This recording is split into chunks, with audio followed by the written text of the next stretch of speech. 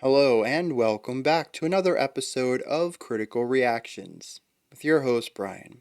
We're going to continue on with this week's theme of transformative drum patterns, listening to songs whose drum patterns just really make that song so much better than if they had used something a bit more traditional. Today we're going to be checking out Mastodon, Capillarian Crest, off of their 2006 Blood Mountain. Let's see what Mastodon is bringing to the table today. So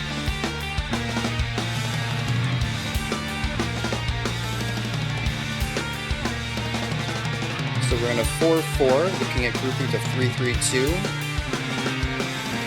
1. Oh, whoa.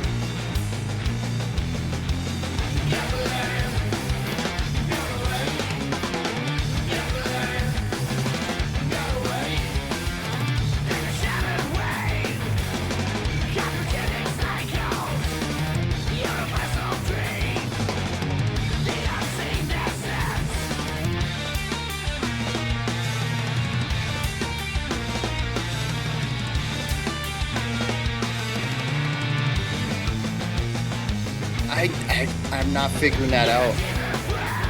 Was that two groups of 8 and a group of 9?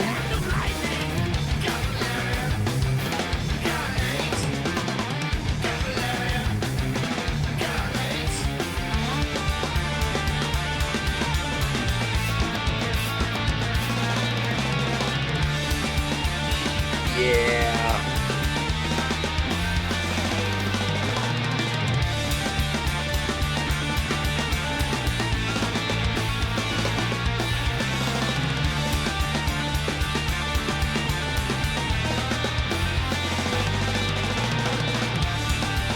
That right guitar?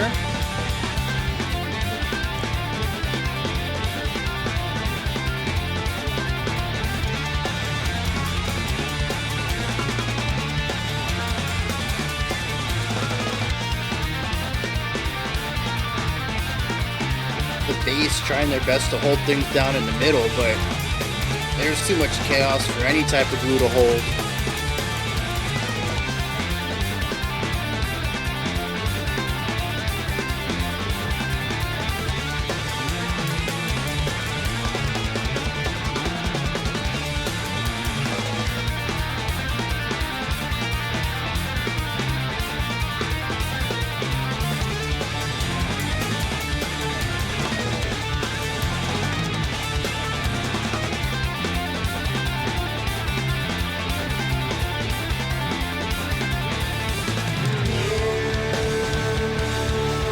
That whole section was wild.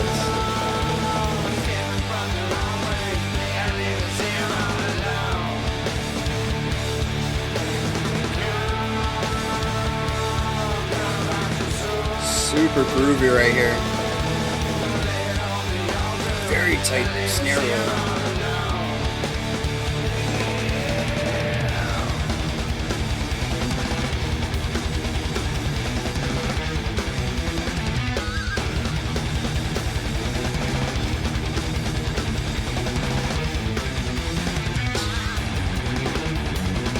That polyrhythm was bonkers.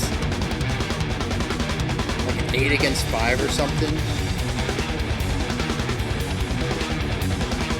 Back to the 5.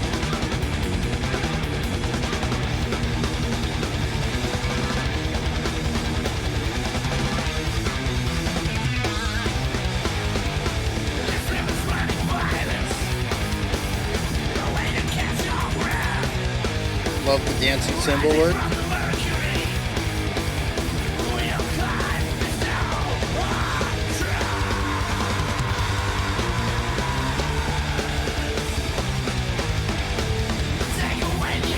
Very interesting transition back into this.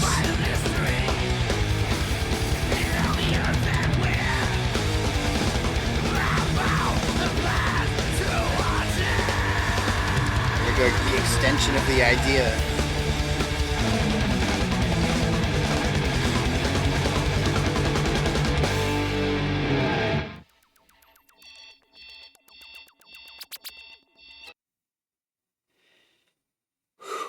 That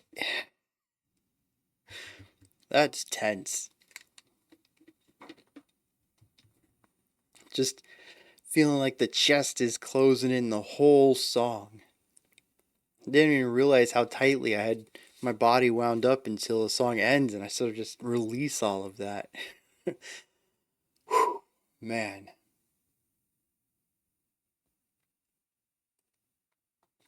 So yeah, transformative drum work, right? That's what we're talking about this week. That's the focus.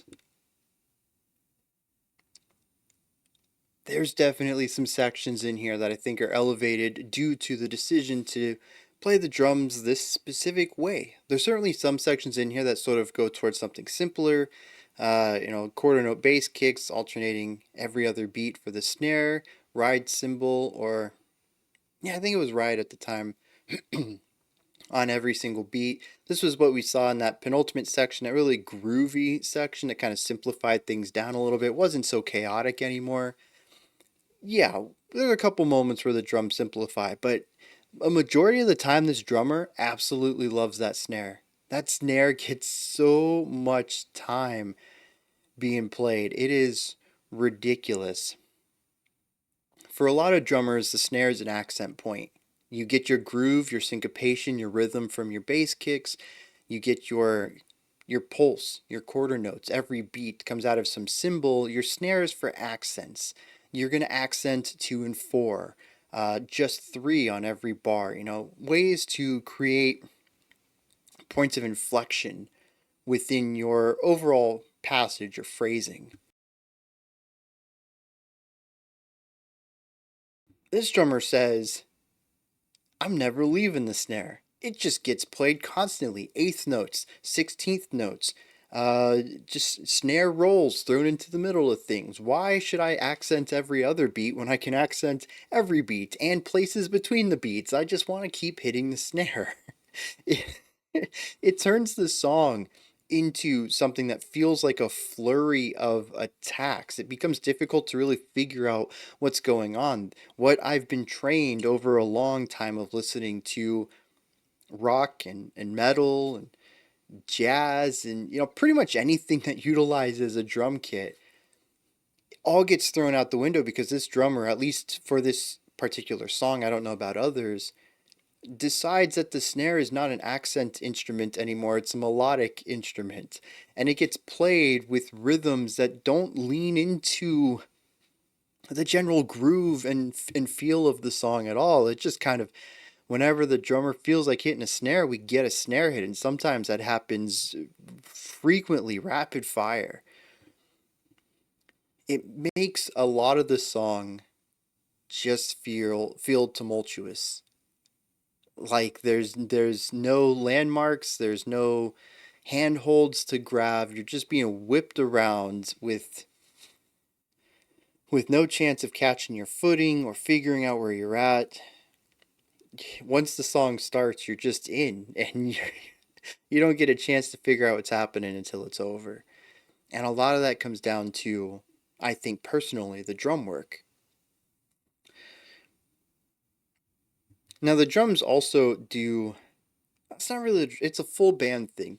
Phrasing in this song is interesting. Time as a whole, if it wasn't for the fact that the snares is just completely erasing any idea of temporal landmarking, we also just have a lot of time signatures and time feels in here, polyrhythmic concepts. Time is just not a concept in this song at all. It's really difficult to find any sort of temporal foothold in any moment of this song.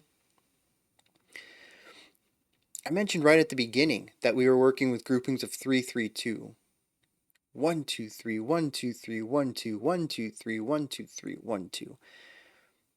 That was true for like 3 bars, and then we had a bar of 9 where I was expecting that final 1-2 to come back into a 1. We actually had another 3 there.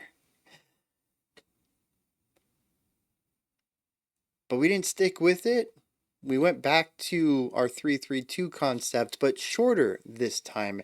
Instead of it being the 4th time around that this happened, it was like the 3rd time around that we had this little extension of an idea. And so the phrasing ends up getting very strange both on the micro and the macro level. The micro level of being, individually how many beats are in each bar, but the macro level of, okay, I see this pattern, but this pattern also changes from repetition to repetition. It's mind-boggling. Sometimes later in the track we bring it back, but we alternate between the eights and the nines. Sometimes we stick with the eights for quite some time. 5, 6, 7, 8 bars. I'm like, okay, this is what I was expecting the first time around. And then they'll just slam me with a 9 out of nowhere. Where does it come from?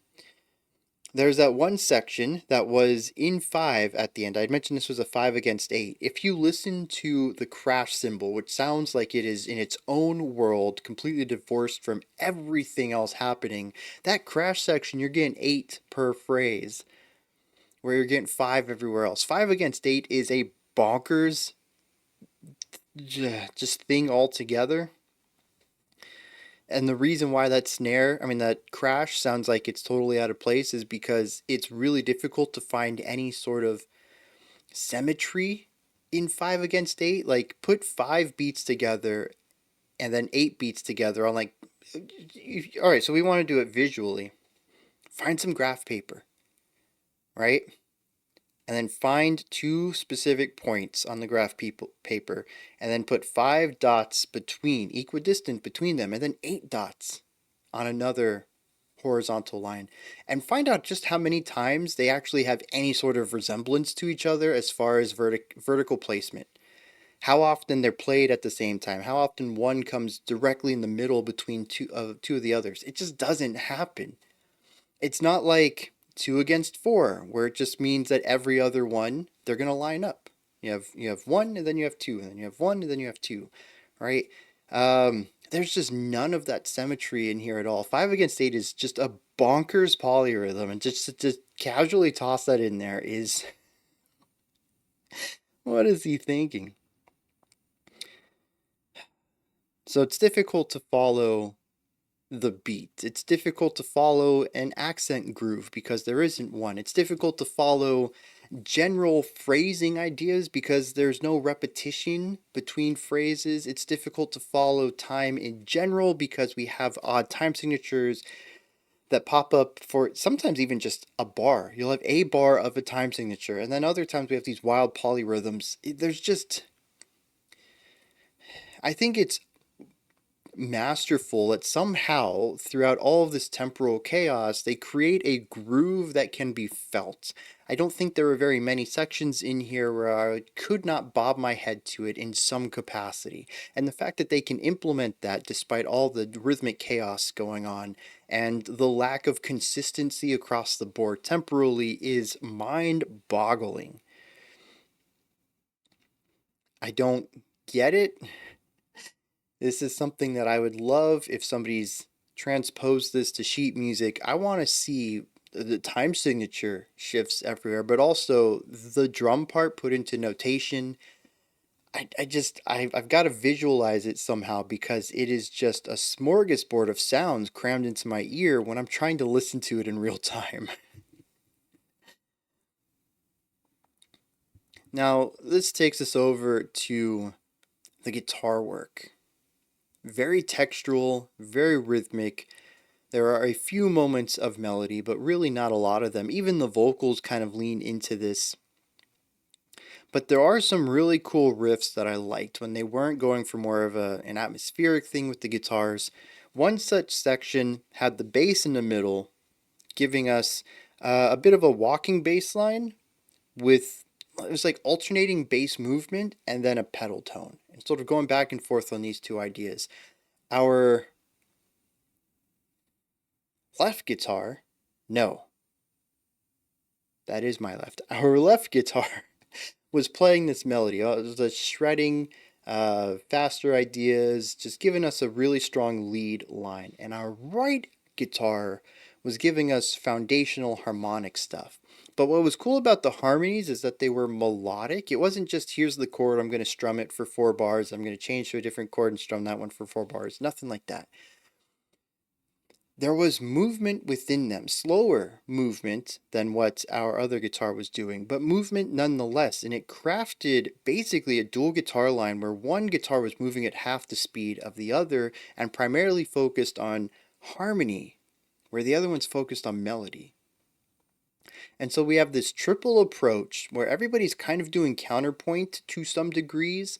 We have two instruments doing foundation, one being a lead, and there's just a lot of instruments doing double duty as far as building up the song. And it just turns into this whirlwind where out of nowhere I catch corner of my ear. It's a weird phrase. The right guitar has this ascending pattern to it. The first half of the phrase is a slight ascension, kind of sit up here at the top for a little bit and then dip down a little bit.